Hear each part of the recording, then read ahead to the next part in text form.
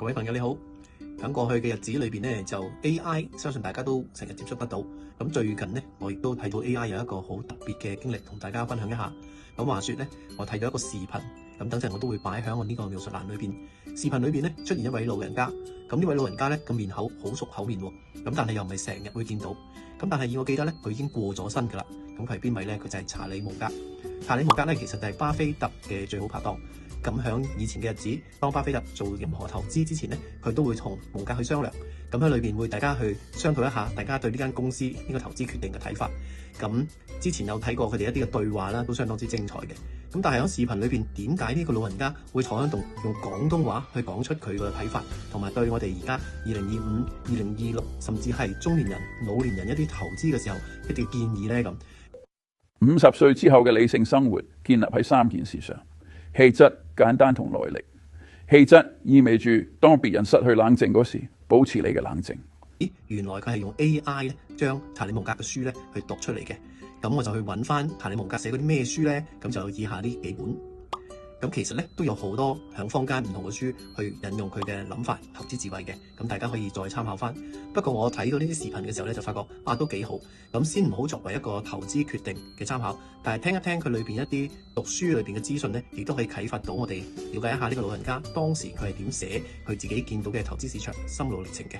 咁最吸引到我咧有以下呢幾點，都想同大家分享一下。咁首先咧就係要多元去思考。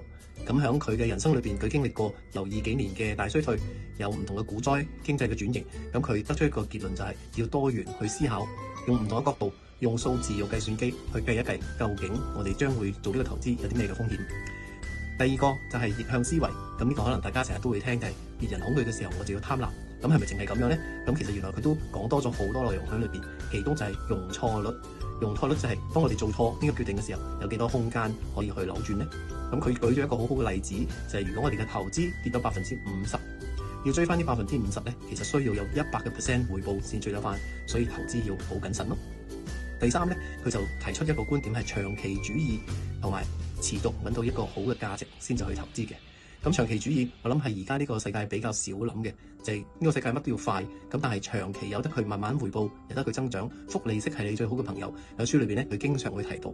咁所以我哋投落去嘅公司或者資產係咪有呢啲價值，可唔可以達到長期嘅增長呢？咁大家又可以參考一下。最後咧就係終身學習同埋自我去檢討。咁佢書裏邊其實成日都圍繞住一個諗法，就係要檢討我哋嘅生活嘅品質，係咪真係要同人哋比較，又或者一啲不必要嘅開支係咪可以減省嘅呢？係咪可以控制自己慾望，定係自己可以用多啲時間讀多啲書，增長自己呢？咁我諗無論呢個 AI 達到咩效果都好，去聽一聽老人家喺書裏邊嗰個嘅睇法都係好好嘅。咁當然啦，如果你中意睇書嘅話呢，都好歡迎你再揾多啲佢相關嘅書籍，我諗都幾值得參考嘅。咁今日就同大家分享到呢度，希望大家睇咗本書，睇咗 AI，可以同我分享下。